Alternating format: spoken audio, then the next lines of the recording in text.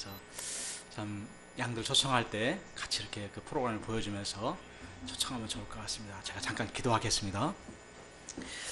거룩하신 아버지 하나님, 참 이 지치고 피곤하고 참 이 수고하는 인생들을 주님께서 초청하시는 것을 인하여 참으로 감사합니다. 참 이 저희가 이 시간 이 주님 앞에 나왔습니다. 저의 모든 분주하고 피곤하고 세상적인 생각들을 내려놓게 하시고 나의 선한 목자 되신 주님, 나를 위해서 십자가에서 생명을 아끼지 않으신 우리 주님의 그 음성을 저희가 들을 수 있도록 은혜 주시기를 간절하게 기도합니다.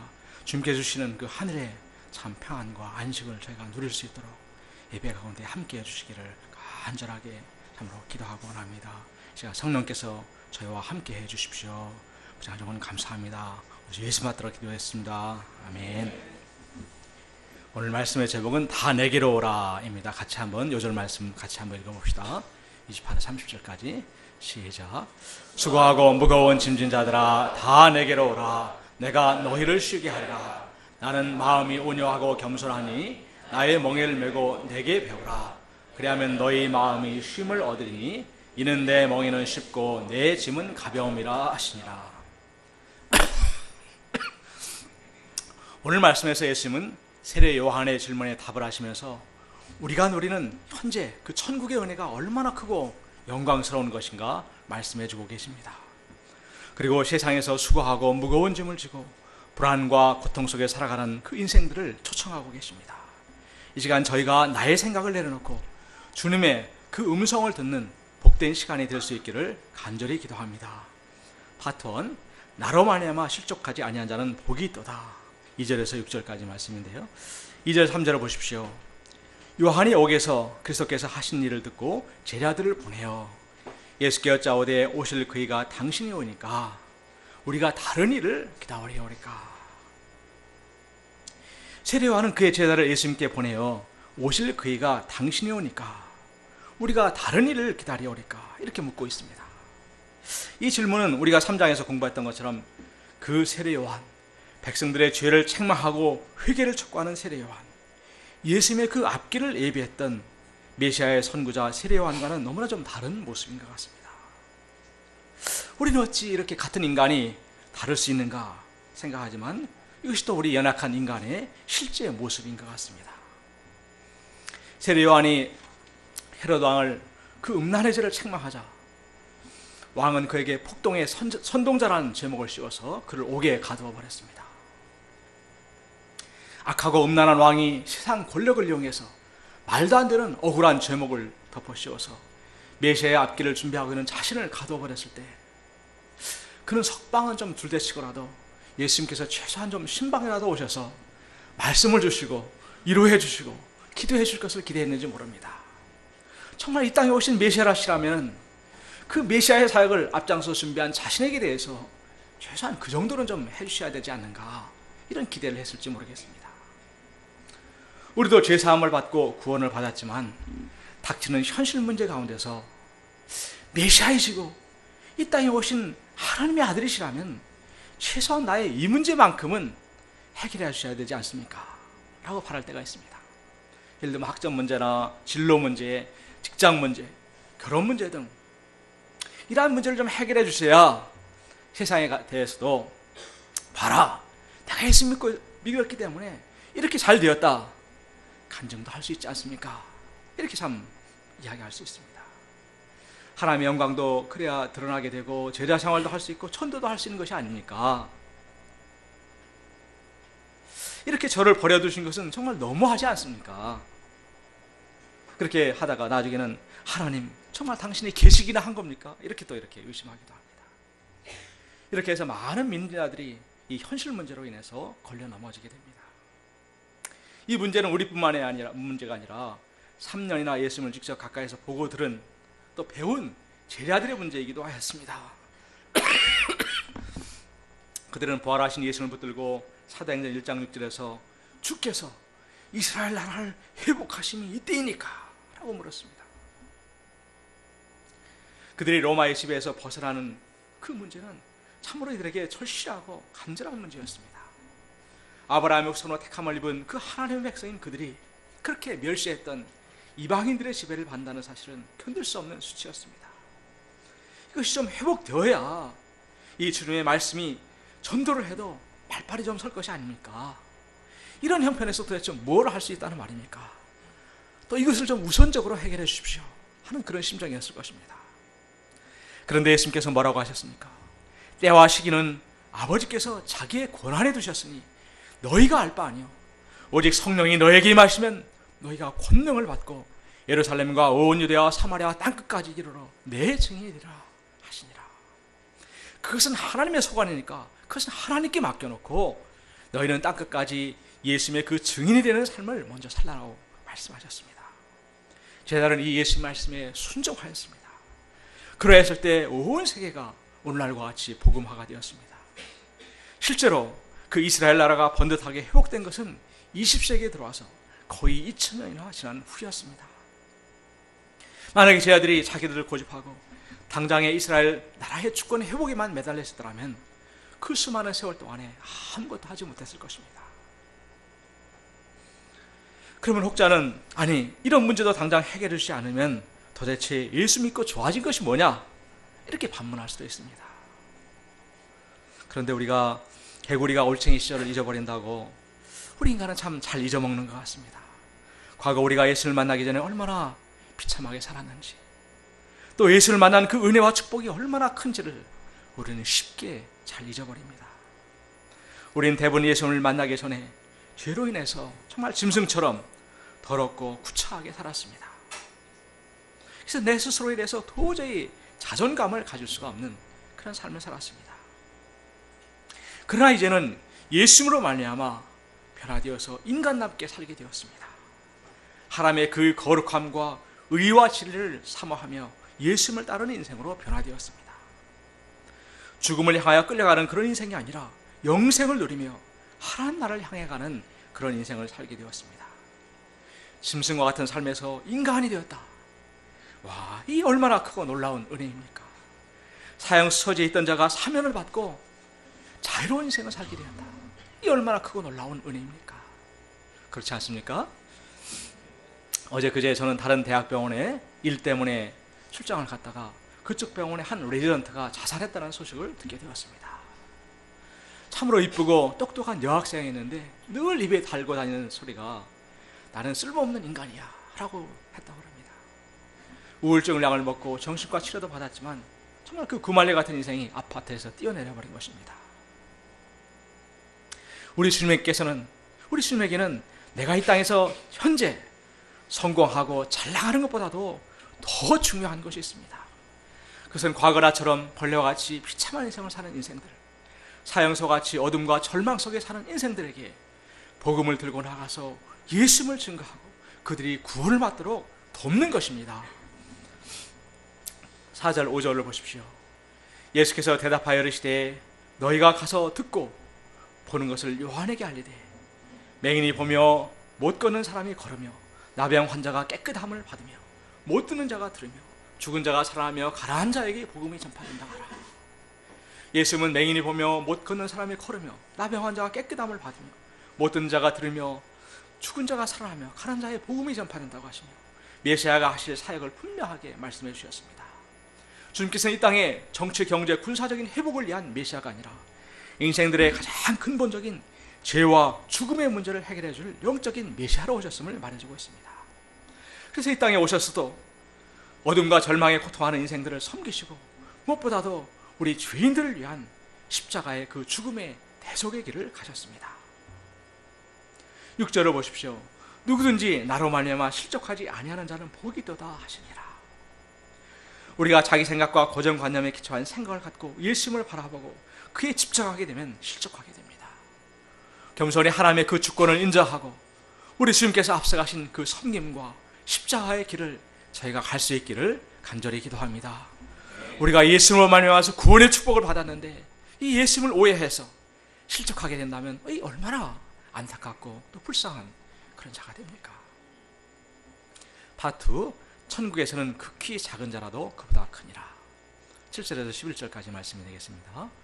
예수님께서는 요한의 제자들이 떠나자 무리들에게 그들이 광야에 몰려나간 것이 갈대와 같이 시루에 이리저리 편성하는 사람들이나 또 불의한 정권에 빌붙어서 부드러운 비단 옷을 입고 호의호식하는 자를 보러 가는 것이 아니라 정말 생명을 잃지도 모르는 그런 상황에서도 시대와 타협하지 않고 하나님의 준엄한 메시지를 두려움 없이 전하는 선지자와 같은 자를 만나러 가기 위한 것이 아니냐 반문하셨습니다. 그리고 9절에서 이 세례 요한이 선지자보다 더 나은 자요 예언된 대로 메시아의 앞길을 예배함으로 여자가 낳은 자 중에 가장 큰 자임을 가르쳐주고 계십니다. 11절을 보십시오. 같이 한번 읽어볼까요? 시작. 내가 진실로 너에게 말하노니 여자가 낳은 자 중에 세례 요한보다 큰 이가 일어남이 없도다. 그러나 천국에서는 극히 작은 자라도 그보다 크다. 그렇게 위대한 세례 요한도 천국에서는 극히 작은 자보다도 더 작게 된다고 놀라운 말씀을 하고 계십니다.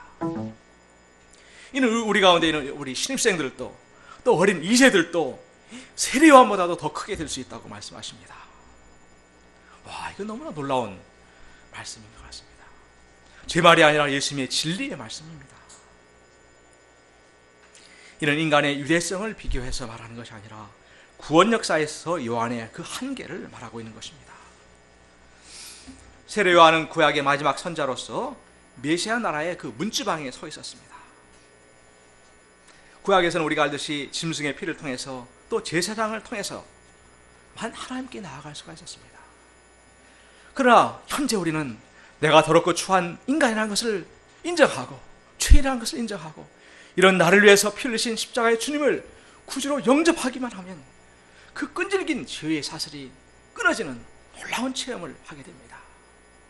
죄를 즐기고 사모하던 그 인생이 거룩하고 또 순결한 그런 삶을 사모하는 그런 인생으로 바뀌게 됩니다. 죄를 웰컴하던 자가 죄를 거절할 수 있게 됩니다. 그렇게 금연학교, 금주학교를 다녀도 별 노력을 다해도 끊을 수 없던 술과 담배가 심령에 성령께서 역사하시기만 하면은 한순간에 그 냄새도 맡기가 싫을 정도로 그렇게 변화되게 됩니다. 또 우리가 참 힘든 것이 인간관계인데 또 내게 상처와 그 고통을 준 사람 때문에 분노하고 또 용서할 수 없는 것이 인간입니다. 도저히 용서할 수 없는 것이 인간관계의 어려움입니다. 그래서 참다가 폭발해버리기도 합니다. 그래서 전방의 그 총기 사고 사병처럼 심하면 아주 사람을 쏴 죽여버리기도 합니다. 그런데 이제는 우리는 그 주님의 십자가의 사랑으로 말미암아 상대방을 이해하고 기도하며 나아가서 이 사람을 용서하고 영접할 수 있게 됩니다. 구약에서는 이에는 이, 눈에는 눈이었습니다. 율법의 시대에 이 모든 것들은 상상도 할 수 없는 그런 것들이었습니다. 이 주님으로 말미암는 놀라운 그 축복을 찬송가 436장은 우리가 이렇게 노래하고 있습니다. 나 이제 주님의 새 생명 얻은 몸 옛것은 지나고 새 사람이로다 이렇게 노래하고 있습니다. 또 3절에는 죄인도 원수도 친구로 변한다 이렇게 노래하고 있습니다. 예수님께서는 우리를 이 놀라운 축복의 세계로 초청하고 계십니다. 3절 3파트 다 내게로 오라 25절 말씀입니다. 그때 예수님께서 대답하여 이르시되 천지의 주제이신 아버지여 이것을 지혜롭고 슬기 있는 자들에게는 숨기시고 어린 아들에게는 나타내심을 감사하나이다 말하고 있습니다. 이 천국의 비밀들은 스스로 지혜롭고 슬기 있다고 생각하는 자들에게는 숨겨져 있습니다. 어린아이들과 같이 가진 것이 별로 없기 때문에 부족하다고 생각하는 자, 또 모른다고 생각하는 자, 겸손한 자, 또 주의 말씀을 의심하지 않고 그대로 받아들이는 자들에게 비밀이 나타나게 됩니다. 28절에서 30절을 보십시오. 우리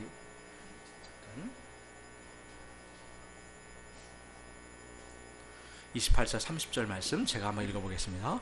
시작. 수고하고 무거운 짐자들아 다 내게로 오라. 내가 너희를 쉬게 하리라. 나는 마음이 온유하고 겸손하니 나의 멍에를 메고 내게 배우라. 그리하면 너희 마음이 쉼을 얻으리니 이는 내 멍에는 쉽고 내 짐은 가벼움이라 하시니라. 아담의 범죄 후에 사람들은 수고해야 먹을 수 있게 되었습니다. 예수님 당시 사람들은 로마의 학장 아래서 세금의 침에 짓눌리고 바리새인들이 강요하는 무거운 율법의 그 짐을 져야만 했습니다. 2000년이 지난 오늘날도 사람들은 누구나 수고하며 크든 작든 무거운 짐을 지고 살아갑니다. 우리 어린 학생들은 공부에 무거운 짐에 짓눌려 있습니다. 직장인들은 퇴출당하지 않고 가족들을 먹여 살리기 위해서 눈물겨운 투쟁을 합니다. 대학에 있는 교수들은 국제적인 잡지에 영어로 논문을 실어하는 그 스트레스 때문에 머리가 빠집니다. 주부들은 해도 해도 끝이 없는 가정 일들과 내 마음대로 잘 안 되는 자녀들의 문제로 힘들어합니다. 또 힘들게 다 자녀들을 키워놓은 나이가 든 부모님들은 늙은 나이에 내가 자식의 짐이 되지 않을까 걱정합니다. 그래서 인간들은 만성 스트레스와 두통, 위장장애, 공황장애, 우울, 불면증 등 각종 정신질환에 시달립니다. 평생 무거운 짐을 지고 살다가 마지막 순간까지 불안과 걱정 속에서 죽어갑니다. 전문가들은 이런 문제가 과도한 경쟁과 물질 중심의 삶, 또 가정 불화에서 온다고 말합니다. 어느 정도 일리가 있어 보입니다. 그러나 성경은 이 모든 것이 근본적으로 인간이 자신을 지으시고 사랑하시는 하나님을 거역하고 떠난 데서 오는 죄의 문제임을 말하고 있습니다. 우리가 배운 것처럼 창세기 3장 17절은 내가 내 아내의 말을 듣고 내가 내게 먹지 말라 한 나무의 열매를 먹었은즉 땅은 너로 말미암아 저주를 받고 너는 내 평생에 수고하여 그 소산을 먹으리라. 내가 흙으로 돌아갈 때까지 얼굴에 땀을 흘려야 먹을 것을 먹으리니 내가 그것에서 취함을 입었습니다. 너는 흙이니 흙으로 돌아갈 것이라 하시니라. 저는 하나님과 우리의 그 관계성을 파괴하였고 마음의 평화를 앗아갔습니다. 먹고 사는 것에 대한 두려움, 죽음의 공포가 평생 동안 우리를 따라다닙니다. 분리불안이라는 것이 있습니다. 이는 2세 전후의 아이들이 엄마를 떠날 때 느끼는 그 불안과 공포를 말합니다. 마찬가지로 우리 인간은 하나님 아버지를 떠났기 때문에 2살 된 아이처럼 이 세상에 사는 날 동안에 잠시도 쉼과 평안을 누리지 못합니다. 무엇보다 우리 인간의 내면을 가장 힘들고 고통스럽게 하는 것은 죄의 짐입니다. 죄와 벌에서 가난한 대학생 주인공은 돈과 경제력은 있으나 사회 발전에 아무런 영향도 주지 못한다고 생각하는 그 전당포 노파를 인간 쓰레기라고 생각하고 그 노파를 살해해버립니다.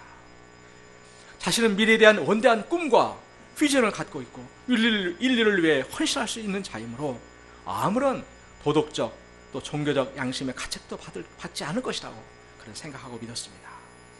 그러나 범죄 이후에 그는 자기 자신이 어머니와 여동생을 포함한 모든 인류로부터 격리되는 것 같은 참을 수 없는 그 불안과 극적인 공포에 시달리게 됩니다. 누군가 방문 앞에서 놓고만 해도 송곳이 찌르듯이 벌떡벌떡 일어나곤 했습니다. 급기야는 그는 정신병자 취급을 받을 정도로 아주 심각한 상태에 빠지게 됩니다. 다윗은 가늠해제 살해의 죄를 범하고도 자신이 왕이기 때문에 이를 능히 감당할 수 있다고 생각했습니다. 그러나 그는 시편에서 그 내면의 고통을 내가 종일 신음함으로 내 뼈가 시화하였다. 내 진액이 빠져서 여름 가뭄에 마름같이 되었다고 표현하고 있습니다. 우리 인간은 죄를 짓는 그 순간에 인간의 영혼의 모든 안식이 사라져버립니다. 이런 가운데서 사람들은 참된 마음의 쉼을 얻고자 술을 많이 마십니다. 한국은 포도주와 맥주를 제외한 증류수 계열의 독주 소비량이 세계 제1위라고 합니다. 미친 듯이 게임에 몰두하기도 합니다. 연예인들은 백색 주사인 프로포폴에 중독되기도 합니다. 쌓인 스트레스를 풀기 위해서 음란 동영상을 보다가 정욕의 노예가 되어 더 심한 죄를 짓기도 합니다. 세상의 그 어떤 것으로도 우리는 영혼의 참 안식을 얻을 수가 없습니다. 왜냐하면 그 모든 문제가 하나님을 떠난 데서 오는 것이기 때문에, 죄 때문에 오는 것이기 때문에, 다시 우리 인생이 하나님께로 돌아갈 때, 죄 문제가 해결될 때 진정한 우리 영혼의 안식이 있습니다. 예수는 바로 우리 인생들의 죄 문제를 해결하기 위하여서 이 땅에 우리의 구주로 찾아오셨습니다. 그리고 우리 인생들이 져야 할 가장 무겁고도 무서운 멍에인 십자가의 그 죽음의 멍에를 지셨습니다. 그리고 수고하고 무거운 짐자들아 다 내게로 오라. 내가 너희를 쉬게 하리라고 초청하고 계십니다. 골고다 언덕에서 내가 져야 할 그 멍에를 대신 져주신 그 십자가의 주님을 우리가 바라볼 때 모든 염려와 불안이 사라지고 우리 영혼에 참다운 안식이 찾아오게 됩니다. 또 주께서 주신 그 멍에를 메고 주님을 배울 때 우리 마음에 쉼이 있습니다. 멍에를 맨다는 것은 제자가 된다는 뜻이 있습니다. 따라서 주님께서 주시는 그 멍에는 제자의 멍에입니다. 중동에서는 두 마리의 소가 같이 멍에를 지는데 어머니 소가 무거운 멍에를 질 때 새끼 소는 옆에서 같이 따라가기만 하면 됩니다. 예수님과 같이 멍에를 지는 것은 같은 방향을 향해서 나아가며 같이 예수님과 발을 맞춰서 보조를 맞추어 예수님을 배우며 따라가는 것을 말합니다. 이 예수님께서 주시는 그 멍에는 따라서 쉽고 가벼운 멍에입니다. 예수님과 같이 생각하고 예수님을 닮으려고 노력하다 보면 예수님의 그 주님의 평안과 안식이 내 안에 거하게 됩니다. 또 이 멍에는 안위를 사모하고 죄를 사모하는 우리의 본성을 제어시켜주고 하나님의 뜻에 순종하게 해줍니다. 우리의 힘과 정열을 쏟아서 정말 의미 있는 일을 할 수 있게 해줍니다. 만약 이 멍에가 없다면 우리는 그 많은 시간들을 또 정열들을 헛된 일이나 죄짓는 일에 쏟아부어 낭비하게 될 것입니다. 또한 이 주님께서 주시는 멍에는 실제 생활에서 하나님께서 기뻐하시는 의의 열매 또 생명의 열매들을 맺게 해줍니다. 또 주님을 배우고 닮게 해주므로 내 자신이 변화되고 성장하는 그 기쁨이 있습니다. 이 멍에는 따라서 진정으로 내 자신을 가치 있게 해주고 나의 인생을 보람되고 풍성하게 해주는 나를 살려주는 멍에인 것입니다. 파트 4 천국은 침노를 당하나니 12절을 보십시오. 세례 요한의 때부터 지금까지 천국은 침노를 당하나니 침노하는 자는 빼앗느니라. 이 구절은 사본에 따라서 여러 가지 성경도 여러 가지로 해석하고 있는 그런 구절입니다. NIV 영어 성경은 이렇게 이제 번역을 하고 있습니다. 우리 선우 좀 잠깐 좀 읽어 주실래요? 크게요. 예.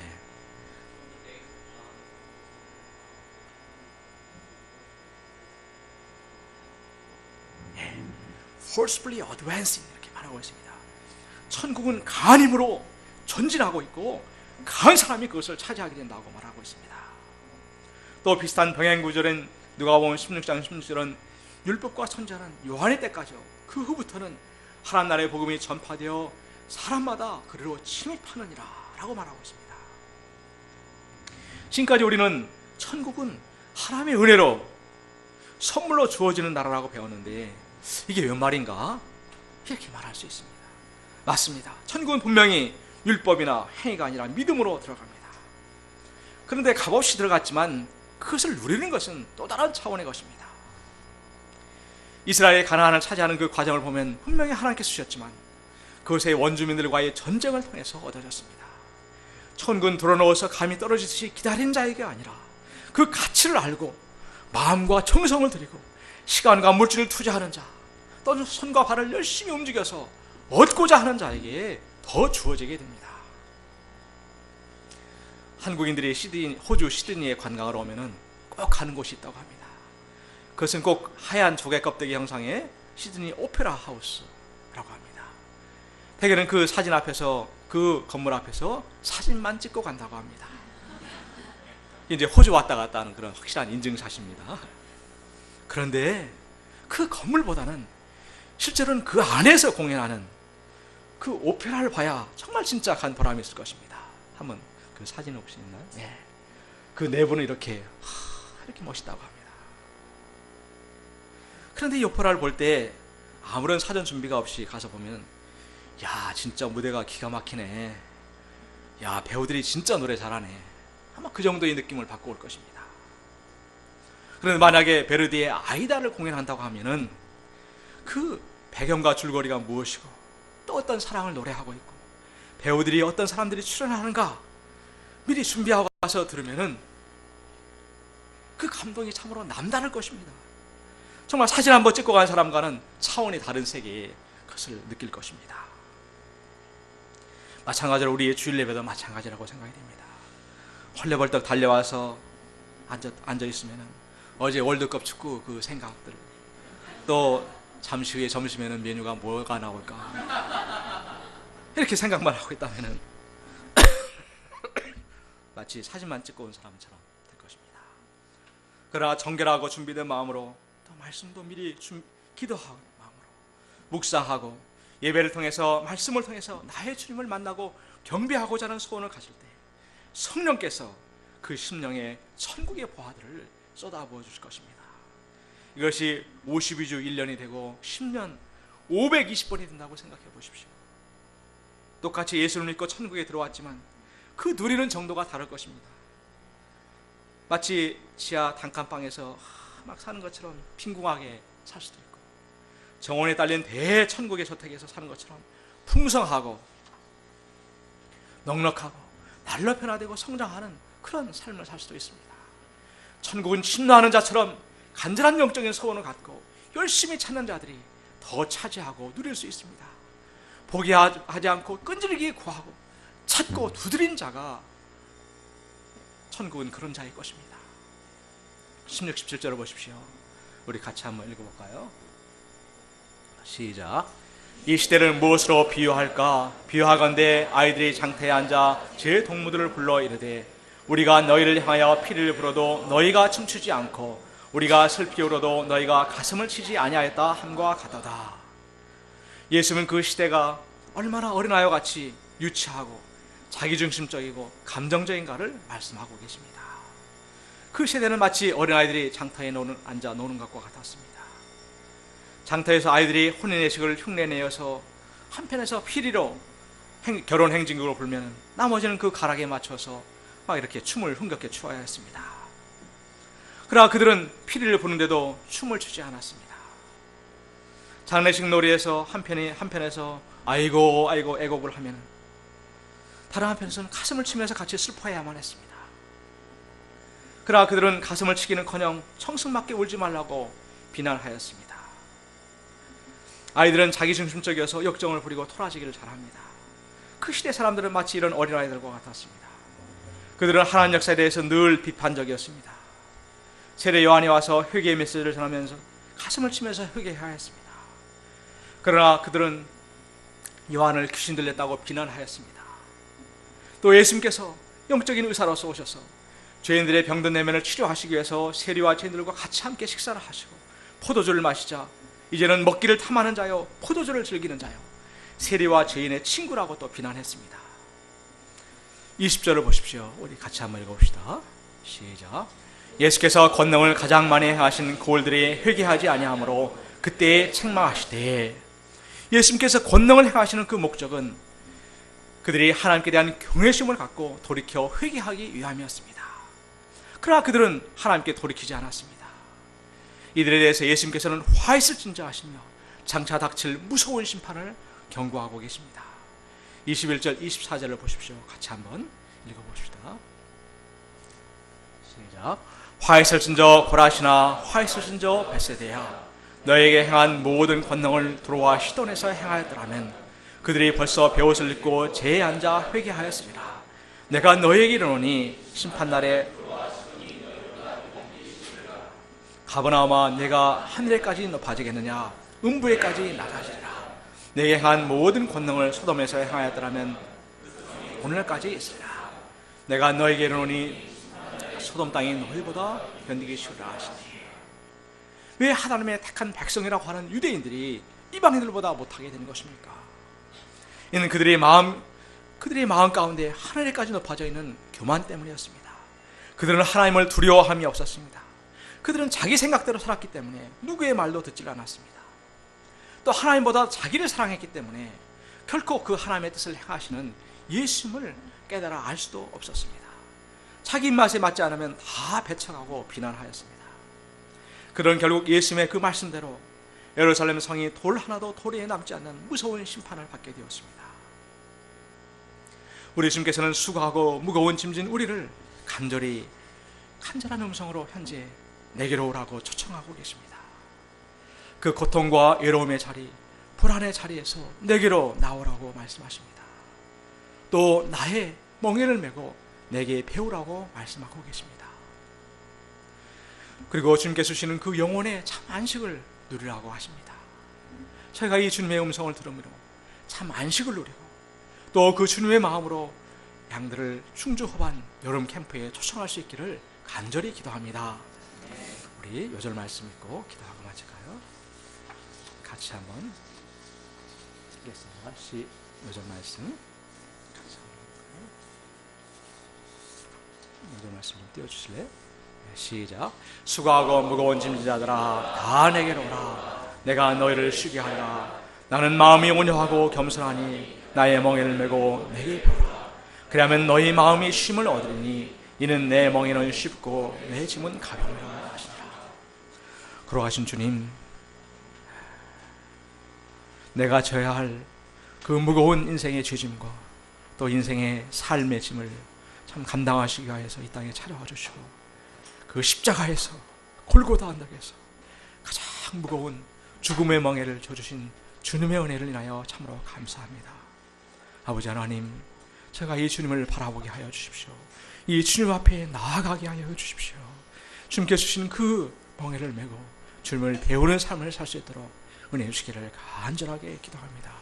예수님께서 이번 충주 호반 여름 캠프를 통해서 높이 드러나게 하시고 양들과 저희들 가운데 참 안식과 구원을 주시기를 간절히 기도합니다. 부자님 오늘 감사합니다. 우리 주 예수 받들어 기도했습니다.